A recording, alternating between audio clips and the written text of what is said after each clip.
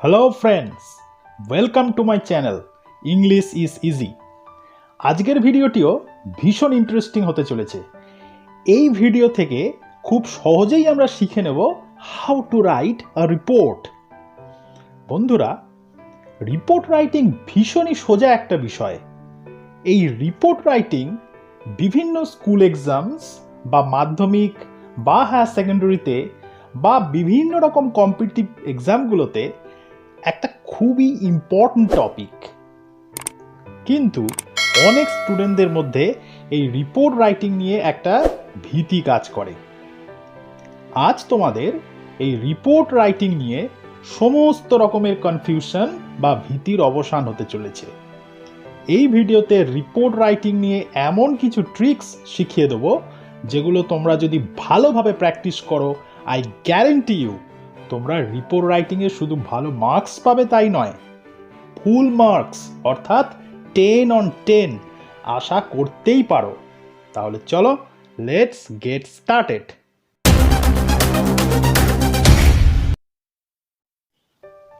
Friends, প্রথমেই আমাদের বুঝতে হবে what is a report. Report লেখা মানে সেখানে কি লিখতে হয়। ধরো কোনো একটা ইভেন্ট হলো, এখন সেই ইভেন্ট নিয়ে রিপোর্ট করা মানে সেটা কি ধরনের ইভেন্ট, কোথায় হলো, কবে হলো, কখন হলো, সেই ইভেন্টেতে কি কি হলো, এই সমস্ত কিছু সেখানে তোমাকে ইনক্লুড করতে হবে। এইটাই হলো রিপোর্ট রাইটিং। সারা পৃথিবীতে যা যা ঘটনা ঘটে বা ইভেন্ট হয় সেই সমস্ত কিছুকে আমরা দুটি ভাগে ভাগ করতে পারি। একটা হচ্ছে গুড ইভেন্ট, যেমন ধরো কোনো blood donation camp, annual day function, farewell celebration, annual sports, debate competition, quiz contest, tree plantation programme, Nirmal Vidyalaya Abhiyan etcetera. আর একটা হচ্ছে ব্যাড ইভেন্ট বা ইনসিডেন্ট, যেমন ধরো road accident, boat capsize, flood, bank robbery, earthquake et cetera. এই দুই ধরনের report আমাদের এক্সামগুলিতে লিখতে হয় এবং এই রিপোর্টগুলো লেখার একটা সুনির্দিষ্ট ফরম্যাট বা প্যাটার্ন আছে। আমরা সেই ফরম্যাট বা প্যাটার্ন অবশ্যই শিখব, তবে তার আগে তিনটে জিনিস আমাদেরকে মাথায় রাখতে হবে। Number 1, report should always be written in past tense. যেহেতু কোনো একটা ইভেন্ট বা ইনসিডেন্ট অলরেডি ঘটে গেছে, তার সম্পর্কে আমাকে রিপোর্ট করতে হচ্ছে, তাই যখনই ঘটনাটির বর্ণনা আমাকে দিতে হবে পাস্ট টেন্সেই দিতে হবে, এটা মাথায় রাখতে হবে। Number 2, don't use first person. First person যেমন আই, মি এসবের ব্যবহার রিপোর্টে আমরা করব না। অবজেক্টিভ দৃষ্টিভঙ্গি থেকে আমরা বিষয়টার বর্ণনা দেব। নাম্বার 3, ইনডাইরেক্ট স্পিচ ও প্যাসিভ ভয়েসের ব্যবহার আমরা রিপোর্টে করব। বন্ধুরা, একটা বিষয় মনে রাখবে, রিপোর্ট বা যে কোনো রাইটিং লেখা কিন্তু একটা আর্ট। এটাকে সহজে রপ্ত করতে হলে তোমাদের গ্রামার অ্যান্ড ভক্যাবুলারি পোর্শনে যেমন দখল থাকতে হবে, ঠিক তেমনই প্র্যাকটিস বা অনুশীলন ধারাবাহিকভাবে করে যেতে হবে। এইবার চলো দেখা যাক একটা রিপোর্টে কিভাবে মার্কিং হয়। বন্ধুরা, আমি বলেছি রিপোর্টে 10 on 10 অনায়াসেই পাওয়া সম্ভব, তাই তোমাদের জানা উচিত কিভাবে একটা রিপোর্টে মার্কস ডিভিশন করা হয়। দেখো, একটা রিপোর্টে সাধারণত 10 নম্বর থাকে। 2+8 এইভাবে নাম্বারটা তোমাদের প্রশ্নপত্রে থাকে। এই 2 নম্বরটা ফরম্যাটের জন্য দেওয়া হয়, আর বাদ বাকি 8 নম্বরটা এইভাবে ডিভিশন করা হয়। কন্টেন্টের জন্য 3, অর্থাৎ বিষয়বস্তুটা তুমি যদি ঠিকঠাক লিখতে পারো তার জন্য 3, স্পেলিং অ্যান্ড গ্রামারের জন্য 2.5, অর্থাৎ গ্রামার এবং বানান ভুল হলে 2.5 মার্কস কাটা চলে যাবে। যদি ঠিকঠাক লেখো 2.5 মার্কস বরাদ্দ। রিলেভেন্স অ্যান্ড কোহেরেন্স, অর্থাৎ অসংলগ্ন কথাবার্তা তুমি যদি লেখো, ঠিকঠাক অর্ডার যদি মেনটেন না করো, তাহলে কিন্তু তোমার 2.5 মার্কস বাদ চলে যাবে। অর্থাৎ এগুলো ঠিকঠাক লেখার জন্যে তুমি 2.5 মার্কস পাবে। এই 2.5 রিলেভেন্স অ্যান্ড কোহেরেন্সে, স্পেলিং অ্যান্ড গ্রামারে 2.5, 5 মার্কস, কন্টেন্টে 3, 5 আর 3 8, এবং ফরম্যাটের জন্য 2, টোটাল এই 10 মার্কস। এইভাবে একটা রিপোর্টের মার্কস ডিভিশন থাকে।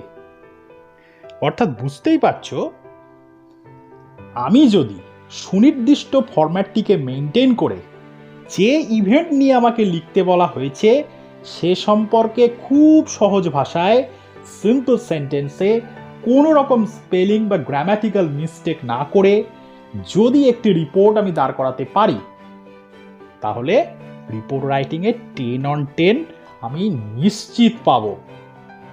আর গ্রামারে যাদের দুর্বলতা রয়েছে, ভয়ের কোনো কারণ নেই। মোটামুটি কন্টেন্টটা যদি ঠিকঠাক বোঝা যায়, তবে গ্রামাটিক্যাল মিস্টেক্সের জন্য 2.5 মার্কসের বেশি তো আর কাটবে না। So don't worry. আর আমার ভিডিওগুলো ফলো করতে থাকো, তোমাদের ওই দুর্বলতাটাও কেটে যাবে। চলো এবার রিপোর্টের ফরম্যাট সম্পর্কে জেনে নিই। রিপোর্টের শুরুতেই একদম উপরে মিডল পজিশনে রিপোর্টের হেডিং বা হেডলাইন দিতে হবে। মনে রাখবে, এই হেডিং বা হেডলাইনের প্রত্যেকটি ওয়ার্ডের প্রত্যেকটি লেটার ক্যাপিটালে হওয়া বাঞ্ছনীয়। ফ্রেন্ডস, যখনই আমরা নিউজ পেপার বা ম্যাগাজিনে চোখ রাখি, প্রথমেই আমরা হেডলাইন্সগুলো পড়ি, ঠিক কিনা? হেডলাইন্সগুলো পড়ে খবরটা ডিটেলসে পড়ার আমাদের একটা আগ্রহ জন্মায়। সেই জন্য হেডলাইন্স এমন হওয়া উচিত যা পাঠকদের বা রিডার্সদের দৃষ্টি আকর্ষণ করে। এরপর হেডিংয়ের ঠিক নিচে একটু ডান দিক ঘেঁষে আমরা লিখব reported by XYZ, designation, name of news paper. অনেক সময় কোয়েশ্চেনে যদি মেনশন করে দেয় যে তুমি অমুক নিউজ পেপারের রিপোর্টার, তাহলে এইরকম লিখবে রিপোর্টেড বাই XYZ, রিপোর্টার, ধরো টাইমস অফ ইন্ডিয়ার নিউজ পেপার বলা হলো, লিখবে টাইমস অফ ইন্ডিয়া। বা বাই আ স্টাফ রিপোর্টার, এই কথাটা লিখলেও চলবে। মনে রাখবে, এখানে নিজের নামটি লিখবে না। এক্সাম অ্যান্সার স্ক্রিপ্টে কখনোই নিজের নাম, অ্যাড্রেস, স্কুলের নাম ডিসক্লোজ করা যায় না। তার বদলে XYZ এরকম লিখতে পারো। এরপর রিপোর্ট লেখার শুরুতেই প্লেস অ্যান্ড ডেট দিয়ে কোলন দেবে। কোলন দেওয়ার পর রিপোর্টের মূল অংশটা বা বডিটা লেখা শুরু করবে। কোন জায়গার ইভেন্ট, সেই জায়গার নাম এবং যে তারিখে রিপোর্টটা পাবলিশ হচ্ছে, সাধারণত পরের দিনই হয়, সেই ডেটটা লিখে কোলন দিতে হবে। এবং এই কোলনের পর থেকেই রিপোর্ট লেখা স্টার্ট করতে হবে। একটা কথা এখানে মনে রাখতে হবে, এইখানে যে ডেটটা তুমি মেনশন করলে, ইভেন্ট বা ইনসিডেন্টটি ঘটার ডেট কিন্তু ঠিক তার আগের দিনটি। অর্থাৎ রিপোর্টের বডিতে যখন আমি ইভেন্টের ডেট মেনশন করব, সেটা যেন আগের মেনশন করা ডেটটির ঠিক আগের দিনের ডেট হয়। এই নিয়ে অনেক কনফিউশনে অনেকে পড়ে যায়। যেমন ধরো 11 জানুয়ারি কলকাতা একটা আর্থকুয়েক হয়েছে, তার রিপোর্ট করতে হবে। আমি কিভাবে শুরু করব? প্রথমে প্লেস কলকাতা, দিলাম 12 জানুয়ারি, 2020, 2020 দিয়ে কোলন দিলাম। আশা করি বুঝতে পেরেছ। অর্থাৎ 12 জানুয়ারি আমি রিপোর্ট করছি, কিন্তু ঘটনাটা ঘটেছে 11 জানুয়ারি। এই নিয়ে কোনো কনফিউশন মনের মধ্যে রাখবে না। এইটুকু যদি আমরা করতে পারি, তবে ইতিমধ্যেই 2 মার্কস কিন্তু সিকিউর করে ফেলেছি। এইবার চলে আসি রিপোর্টের মূল অংশে, অর্থাৎ বডি অফ দ্য রিপোর্টে। এই অংশটাতেই আমাদের যত দুশ্চিন্তা। দেখো, এমনভাবে শিখিয়ে দেব দুশ্চিন্তার আর কোনো কারণ থাকবে না। এই বডি পার্টটাকে আমরা 3টে প্যারাতে ভাঙব। ফার্স্ট প্যারাগ্রাফ, এখানে আমরা শুধুমাত্র এই কটা ইনফরমেশন দেবো: কি হয়েছে, কোথায় হয়েছে, কখন হয়েছে, কে ইনভলভ আছে, এই সমস্ত তথ্য। অর্থাৎ ফার্স্ট প্যারাতে আমরা ধরো কোনো ঘটনা, যেমন ব্যাংক রবারি, সেটা কোথায় হয়েছে, কখন হয়েছে, কজন ডাকাত ছিল, কতক্ষণের অপারেশন ছিল, কোনো ক্যাজুয়ালিটি অর্থাৎ কেউ আহত বা ক্ষতিগ্রস্ত হয়েছে কিনা বলবো, বা গুড ইভেন্ট হলো যেমন ধরো কোনো ব্লাড ডোনেশন ক্যাম্প, সেখানে আমরা সেটা কবে হয়েছে, কোথায় হয়েছে, কখন হয়েছে, কেন আয়োজন করা হলো, কত লোক ইনভলভ হলো, সেইগুলো বলবো। ব্যাস। এরপর চলে এসো সেকেন্ড প্যারাতে। এখানে ঘটনাটা কিভাবে ঘটলো অর্থাৎ বিস্তারিত বর্ণনা দেব। যেমন কিভাবে ডাকাত দল প্রবেশ করলো, কিভাবে পুরো অপারেশনটা কন্ডাক্ট করলো, কি গাড়ি করে এসেছিল, তারা কি ভাষায় কথা বলছিল, তাদের মুখ বাঁধা ছিল কিনা, তারা কিভাবে লুট করলো, এই সমস্ত কিছু।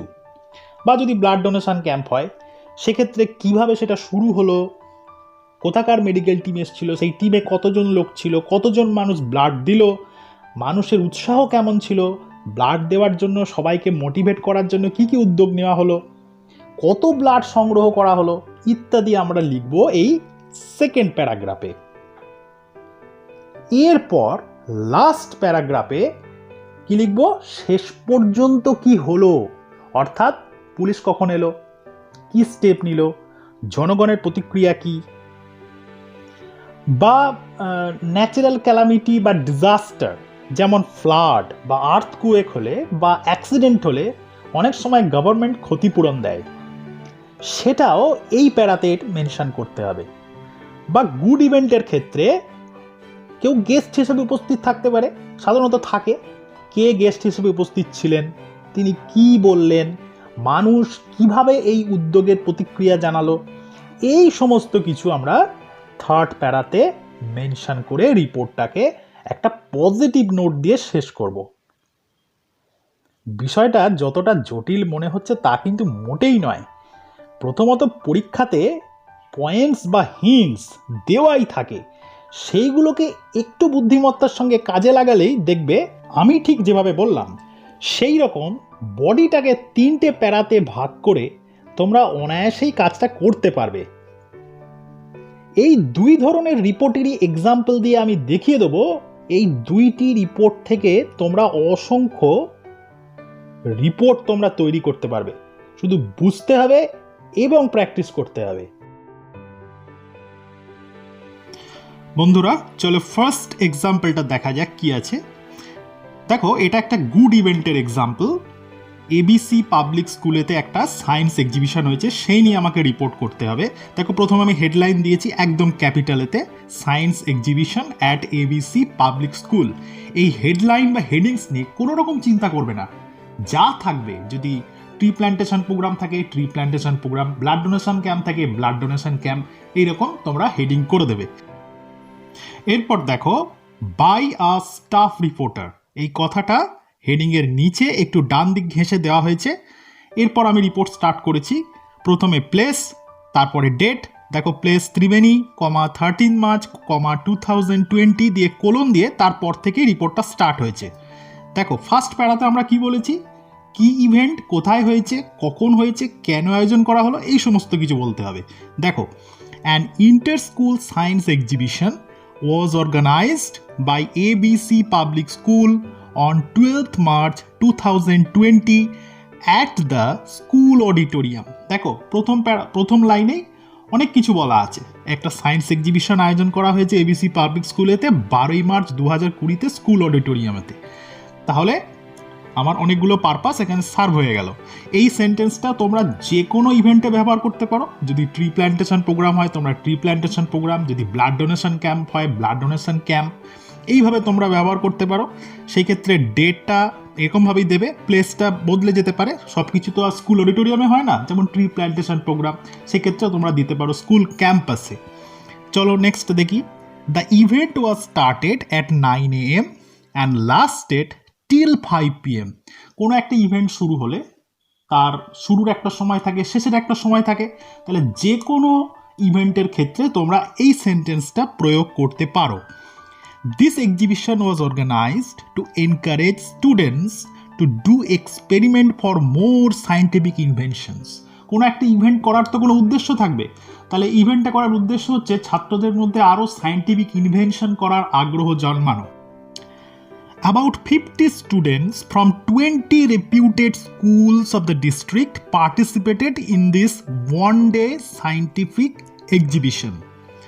দেখো, এই একদিনের সায়েন্টিফিক এক্সিবিশনে 50টা ছাত্র বিভিন্ন স্কুল থেকে, তারা 20 স্কুল থেকে তারা অংশগ্রহণ করেছিল। তাহলে ফার্স্ট প্যারাতে আমি আমার পারপাসটা যা যা বলেছিলাম সেই জিনিসগুলো দেওয়া হলো।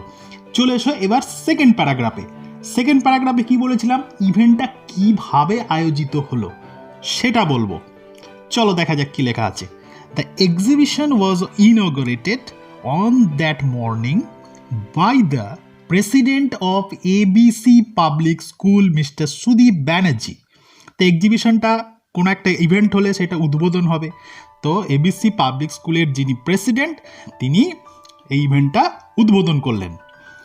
The head of the institutions of the participating schools, the headmaster and the teachers of ABC Public School and many students of the district were present in that opening ceremony. তাহলে ওপেনিং সেরেমনি যখন হবে নিশ্চয়ই অনেকে present থাকবে, যারা participate করছে তারা থাকবে, যারা হোস্ট তাদের টিচার্স অ্যান্ড স্টাফরা থাকবে। তো সেই রকম এখানে বলা হলো 25 scientific innovative models were exhibited in this exhibition. তাহলে এই এক্সিবিশনে 25টা সায়েন্টিফিক ইনোভেটিভ মডেল প্রদর্শিত হয়েছিল। Hundreds of students came to visit this exhibition with great enthusiasm. শয়ে ছাত্র প্রচণ্ড আগ্রহ নিয়ে এই এক্সিবিশনটা তারা দেখতে এসেছিল। তাহলে আমরা সেকেন্ড প্যারাগ্রাফে বলে দিলাম যে কিভাবে ঘটনাটা ঘটেছিল। চলে আসি এবার থার্ড প্যারাগ্রাফে, কনক্লুশন পার্টে।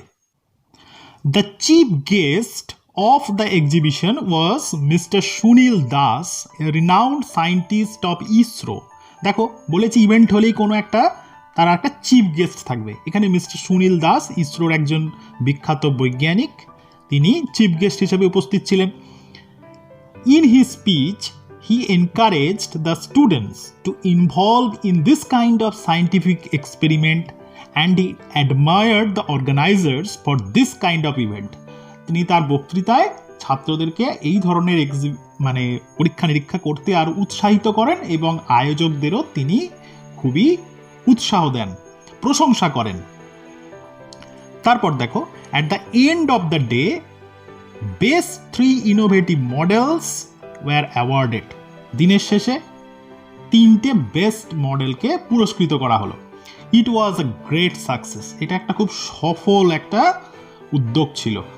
দেখো এইরকম ইট ওয়াজ এ গ্রেট সাকসেস, এরকম একটা পজিটিভ নোট দিয়ে আমরা শেষ করলাম রিপোর্টটাকে। এইবার চলে এসো সেকেন্ড এক্সাম্পলে। এই এক্সাম্পলটা আমরা একটা ব্যাড ইভেন্ট নিয়ে দেখব বা ইনসিডেন্ট নিয়ে দেখব। দেখো এটা একটা ব্যাংক রাবারি নিয়ে এই রিপোর্টটা করা হয়েছে। দেখো প্রথমে হেডলাইন দেওয়া হয়েছে এ ডেয়ারিং ব্যাংক ডেকয়েটি, একটি দুঃসাহসিক ব্যাংক ডাকাতি। তলায় লেখা রয়েছে by a staff reporter as usual. দেখো এরপরে প্লেস অ্যান্ড ডেট দিয়ে কোলন দিয়ে আমি রিপোর্টটা স্টার্ট করব। দেখো প্লেস দেওয়া রয়েছে হুগলি, মার্চ 24, 2020 দিয়ে কোলন। তারপর দেখো স্টার্ট হয়েছে a daring bank robbery was committed in the Hooghly Bazaar branch of State Bank of India on 23rd March at 2 p.m. একটি দুঃসাহসিক ব্যাংক ডাকাতি ঘটে গিয়েছে হুগলি বাজার ব্রাঞ্চের, যে স্টেট ব্যাংক অফ ইন্ডিয়ার ব্রাঞ্চ রয়েছে হুগলি বাজারে, সেখানেতে কখন হয়েছে?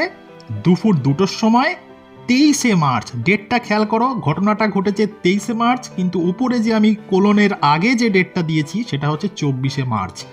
অনেক সময় পরীক্ষায় হিন্টসে ঘটনার ডেট বলা থাকে বা প্লেস বলা থাকে।